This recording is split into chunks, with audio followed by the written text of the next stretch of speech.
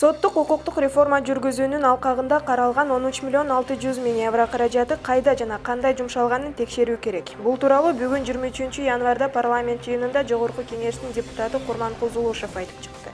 Ал эми депутат Акылбек Жапаров бул каражаттын 3 миллион евросы калкка түшүндүрүү үчүн жалпыга маалымдоо каражаттарына жумшалганын, бирок жарандардын жаңы кодекстер тууралуу түшүнүгү жок болуп жаткандыгын белгиледи.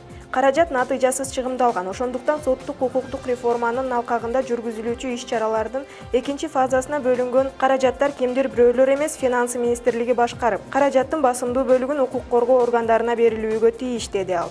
Жогорку Кеңеш 1 январда күчүнө кирген жаңы кодекстер менен мыйзамдар боюнча өкмөттүн маалыматын угуп, анда вице-премьер-министр Жеңиш Разаков баш болгон өкмөт өкүлдөрү, тиешелүү мекеменин жетекчилери катышты. Эл өкүлү Үмүталы Кадыралиев 5500 сом айып кантип, эмненин негизинде эсептелгенине кызыкты. Айыппулдар боюнча коомчулук кыжырданып жатат. 5500 сом кайдан алынды? Жашоо деңгээли, айлык акынын баары билет. Мында эч кандай логика жок болуп жатат. Депутаттын бул суроосуна эсептик топтун мүчөсү Тахмин Ашералиева жооп берип, эсептик көрсөткүч 100 сом бойдон калганын, бирок айыппулдардын категорияга карап бөлүнө тургандыгын билдирди. Ар бир кодексте айыппулдардын жазанын градациясы бар.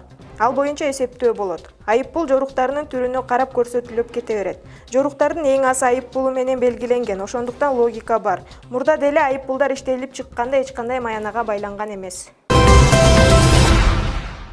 24 январда саат 15:00 Ала Тоо аянтында футбол боюнча кыргыз курама командасынын катышуусунда чоң концерт болот. Бул тууралуу Дене тарбия, спорт жана жаштар боюнча мамлекеттик агенттигинин басма сөз кызматынан билдиришкен.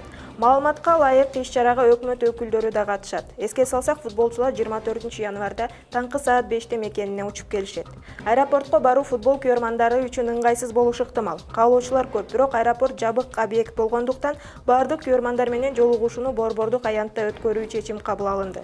Футбол сүйүүчүлөрүн Ала Тоо аянтында күтөбүз, деп айтылат маалыматта. 21 январда футбол боюнча Азия кубогундагы беттештердин алкагында Кыргызстан менен Бириккен Араб Эмиратынын футболчулары 8-1 финалындагы оюнду аяктап, анда 3-2 эсеби менен Бириккен Араб Эмираты утуп алган.